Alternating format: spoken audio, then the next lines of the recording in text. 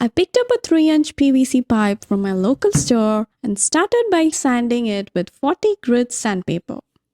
The goal here is to remove the shiny surface, get rid of any printed text or stamps, and create random grooves along the length of the pipe. It's important to sand in the direction of the pipe's length to get the effect we want. I also used a metal file to add some uneven grooves and give it a more natural textured look. Once I finished sanding, I wiped the surface clean and applied a coat of wood stain. Make sure to apply the stain in the same direction as the sanding marks. This helps the stain soak in and give it a realistic wood-like finish. I applied 2 coats until I got the shade I wanted. After the stain dried, I cut the pipe into 5-inch pieces. Next, I picked up a couple of 12-inch wood rounds. I applied construction adhesive to one and stacked the other one on top. To help them bond well, I placed some weight on top and let it sit. Layering 2 pieces adds a nice sculptural look. Once the glue dried, I stained the wood rounds in the same color as the pipes so everything matched. Finally, I glued the wood-like PVC legs to the bottom of the stacked wood rounds in a circular layout.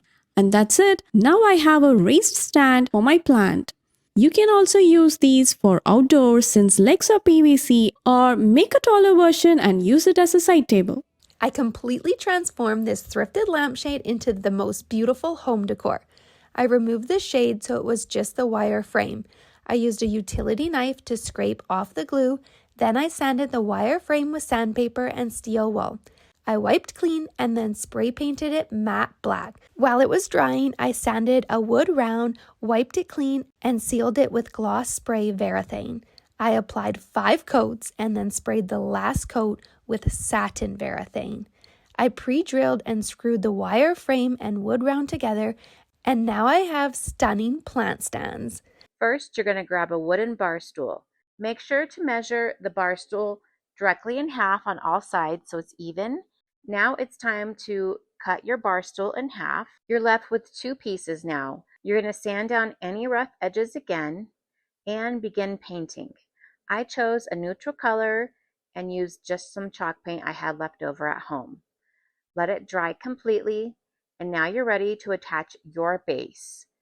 I had a leftover decorative tile that I was using as a wall hanging and no longer matched my decor. I painted it a little bit and I attached it to the bottom half of the legs with a little bit of wooden glue. I decided to leave the second plant stand the regular wood color. I really thought it matched my decor well and I just like the look of it. That's it. 2 plant stands from 1 bar stool. Quick, easy, and affordable. Don't toss out that old furniture, upcycle it. We're going to be taking 2 8-inch wooden hoops. You can use embroidery hoops. However, I found these on Amazon in a couple of sets with different sizes. And I also ordered a bunch of wooden dowels and I just cut them down to about 8 inches because I don't want my plant stand to be super duper tall. But what we're going to do is we're going to start by gluing the wood dowels from the base to the top, and then we're going to go all the way around with this. So I'm going to be using my handy dandy glue gun, and we're going to start by doing a dab of hot glue.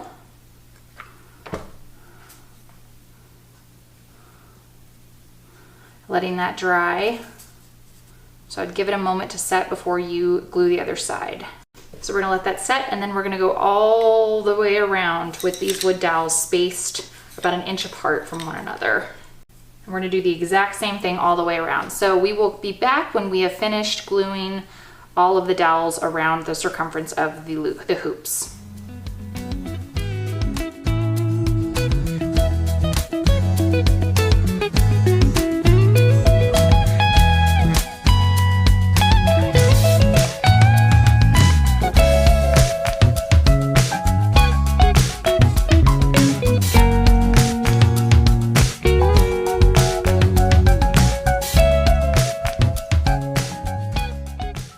Step, I am taking all 3 pieces outside so there's enough ventilation, and I am going to be spray painting them with a gold metallic spray paint.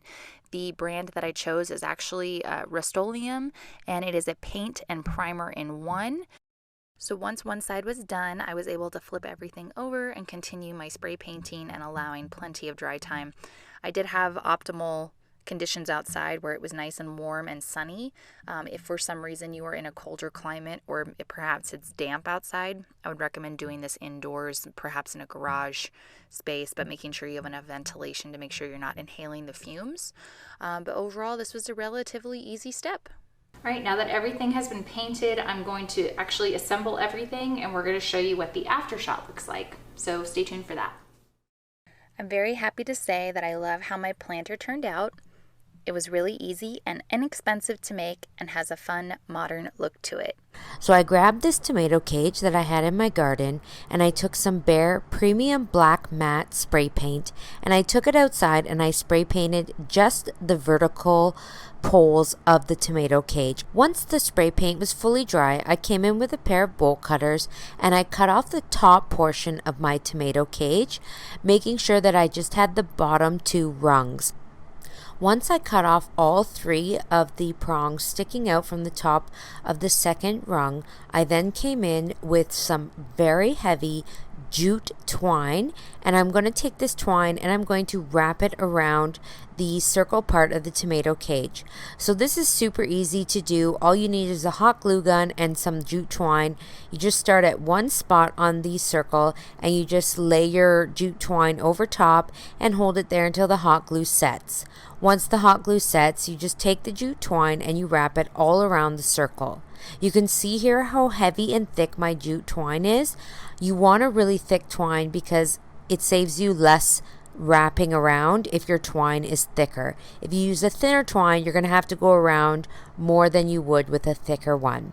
So I continued wrapping this all around and gluing every so often as I went. You do want to hold the twine really tight as you go around so that you don't end up with any loose spots where the twine is going to sag.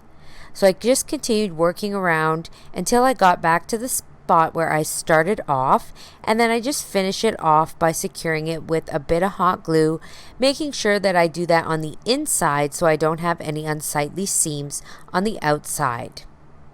Once that was all glued and set, all I had to do was take my tomato cage and flip it over, and then I'm going to go ahead and repeat the process on the other side of the tomato cage. So I'm going to wrap both the circles in the jute twine, and I just do this in the exact same fashion that I did for the upper portion.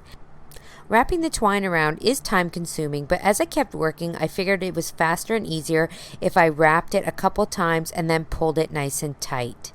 This is my finished tomato cage plant stand. I actually made two, so I left one with 3 rungs instead of just 2 to have an elevated look for my fall moms and my fall porch. For my lower tomato cage, I actually just found an old wood round that I had laying around that was previously painted black, and I actually just set it on top there so that I could place a plant and a pumpkin on that one.